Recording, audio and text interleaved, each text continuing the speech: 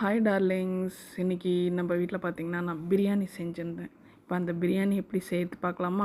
பிரியாணிக்கு தேவையான பொருள் எல்லாத்தையும் ஹஸ்பண்டை கட் பண்ண சொல்லிவிட்டு அப்போ தான் பிரியாணி போடுவேன் அப்படின்னு சொன்னனால அவரும் பொறுப்பாக கட் பண்ணி கொடுத்தாரு. 4 வெங்காயம், 3 தக்காளி, ஒரு 5-6 பச்சை மிளகா, பார்த்திங்கன்னா ஒரு 4 table spoons of oil, 2 table spoon of நெய், அப்புறம் ஸ்பைசஸ் எல்லாம் ஆட் பண்ணிவிட்டு வெங்காயம் நல்லா கசக்கி போட்டு வதக்கிட்டு அது கொஞ்சம் நல்லா சாட்டே பண்ணிகிட்டே இருப்போம். இது வதங்கிறதுக்குள்ளே போதும் ஆகிடும் போலையே. சரி, ஓகே. அடுத்தது இஞ்சி பூண்டு பேஸ்ட் ஒரு 3 டேபிள் ஸ்பூன்.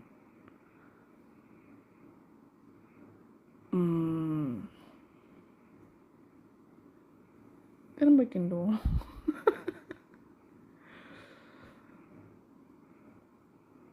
ப்ரொஃபஷ்னலாக அப்படின்னா பேச வராது, நான் கேஷுவலாக பேசுவேன். தென் பச்சை மிளகா.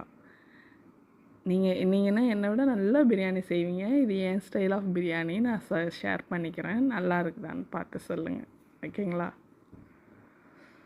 தென் பச்சை மிளகா போட்டாச்சா, அதை போட்டு ஒரு கிண்டிட்டு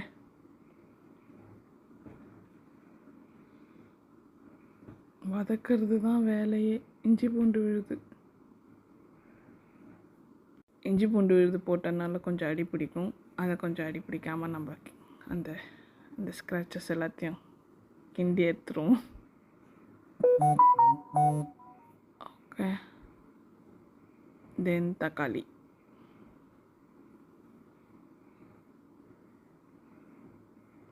அதிகமாக இருக்குதுன்னு தக்காளி சாதம்னு நினச்சிடக்கூடாது, சரியா? பிரியாணி தான், நம்புங்க.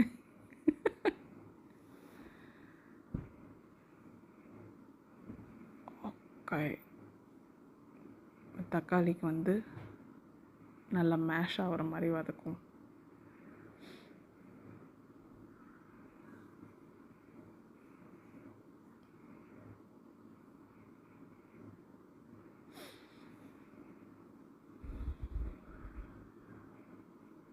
அது வதங்கிறதுக்காக கொஞ்சம் கல்லுப்பு போட்டிருக்கேன்.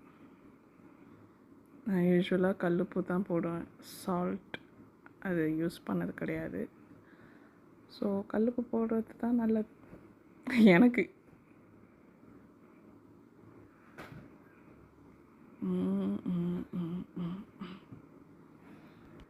இப்போ அந்த உப்பு போட்டு கிளறி கொடுத்துடுவோம்.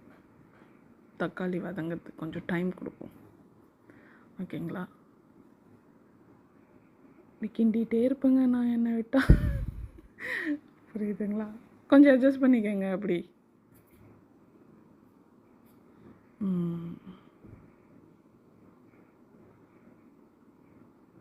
இன்னும் தக்காளி போட்ட பிறகு பார்த்திங்கன்னா அடி பிடிச்சிருக்கிறது எல்லாமே போயிடும். தென் மஞ்சத்தூள், கொஞ்சம் பிஞ்ச் ஆஃப் மஞ்சத்தூள்.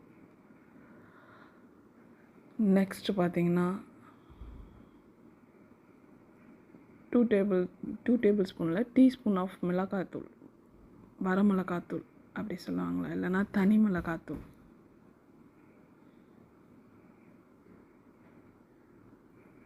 நான் அப்படியே ஜென்ரலாக போட்டுட்ருக்குறேன். நீங்கள் மெஷர்மெண்ட்டோடு அப்படின்னு கேட்க தோணும்ல, ஏன்னா கண்டமேனிக்கு எல்லாத்தையும் எடுத்து போட்டுட்ருக்குறாளே அப்படின்னு யோசிப்பீங்களா, அதுக்காக. இது கரம் மசாலா தூள் சும்மா ஒரு 1 டீஸ்பூன்.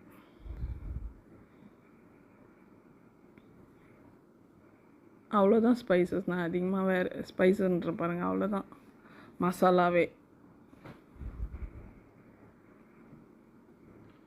ஓகே. அப்படியே எல்லா இடமும் கிளறி நான் கிண்டிகிட்டு இருக்கிறேன்.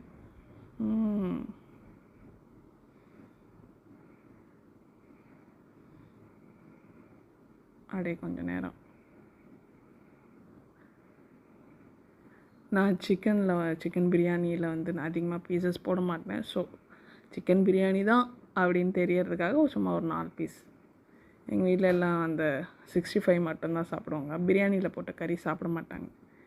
நீ பிரியாணியில் போட்ட கறி சாப்பிட்ற மாதிரி செஞ்சு கொடுத்தா சாப்பிடுவாங்க அப்படின்னு உங்கள் மைண்ட் வாய்ஸ் எனக்கு கேட்குது. இருந்தாலும்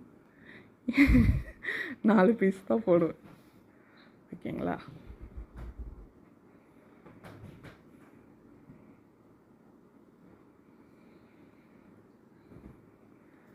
அது அப்படியே கொஞ்சம் மசாலா இறங்கிட்ட பிறகு புதினா, ஒரு கைப்பிடி புதினா,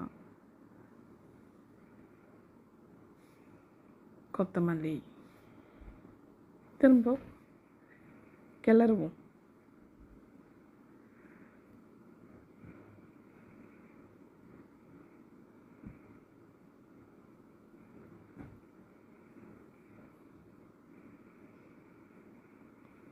நீங்கள் பிரியாணி அடி பிடிக்கிறது 3 ஸ்டேஜில் அது வந்து சரியாகும். ஃபஸ்ட்டு தக்காளி போட்டதும் ஓரளவு அந்த அடி பிடிச்சதுனா கிளியர் ஆகிடும். அதுக்கப்புறமும் அடி பிடிக்குதுன்னா புதினா போடும்போது கிளியர் ஆகும். புதினா போட்டும் உங்களுக்கு அடி பிடிக்குதுன்னா தயிர் ஊற்றுங்க, ஃபுல்லாக கிளியர் ஆகிடும். இந்த 3 ஸ்டேஜ்லேயும் அந்த அடி பிடிக்காமல் வந்துடும். ஏன்னா நான் அதை எக்ஸ்பீரியன்ஸ் பண்ணியிருக்கிறேன். நம்ம வச்சுட்டு போயிட்டு உக்காந்துருவோம் டிவி பார்க்கறதுக்கு, அதுக்குள்ளே அடி பிடிச்சிடும். ஸோ அந்த மாதிரி நம்ம 3 ஸ்டேஜஸில் அடி பிடிக்காமல் எடுத்துகிட்டு வந்துடும். இப்போ தயிர், ஒன் பேக்கெட் தயிர். ஓகே, அதை போட்டு ஒரு கிண்டுவோம். கிளறிட்டே இருக்க வேண்டியதான்.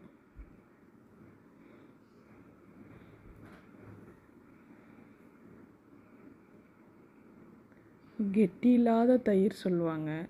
நான் அப்படியே பேக்கெட்லேருந்து நம்ம கிண்டுறதுலேயே அந்த கெட்டியெல்லாம் சால்வ் ஆகிடும். இப்போ நான் 1:2, நான் பாஸ்மதி ரைஸ் தான், நான் ஊறனா வைக்கலை. 1:2 தண்ணி ஊற்றிட்டு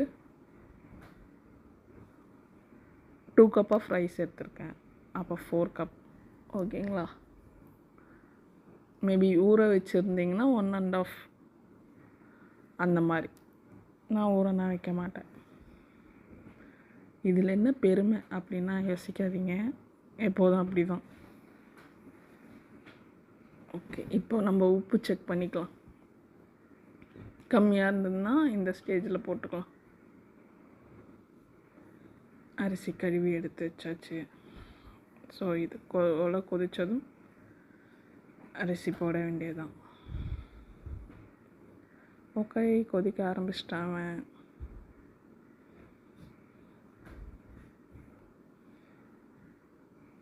ஃபுல்லாக கிளறி விட்டுட்டு அகெயின் செக் பண்ணுறேன். ஏன்னா உப்பு கரெக்டாக இதில் நம்ம ஆட் பண்ணிக்க முடியாது. குழம்பா இருந்தால் கூட அப்புறமா ஆட் பண்ணி சாப்பிட்டுக்கலாம். பிரியாணியில் அப்படி பண்ண முடியாது. ஸோ இப்போ நம்ம அரிசியை போட்டாச்சு.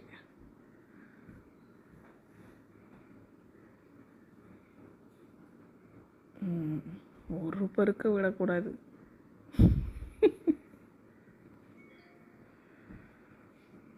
ஓகே, பார்த்தீங்களா, ஒரு பருக்க கூட விடக்கூடாது. அந்த மாதிரி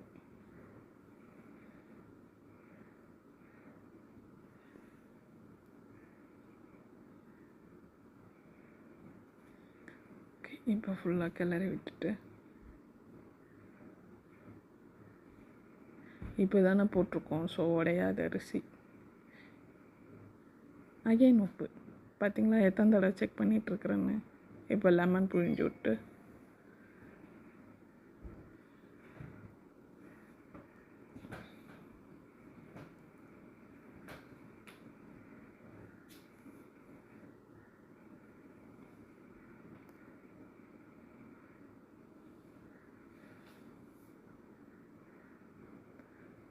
கொஞ்சம் லைட்டாக நெய் காட்டுவோம்.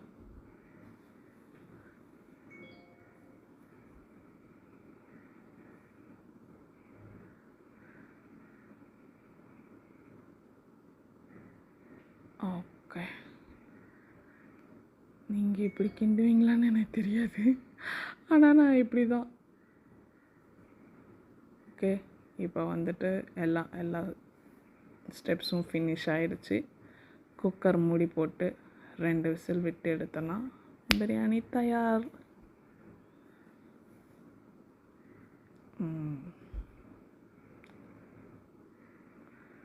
அவ்வளோதான்.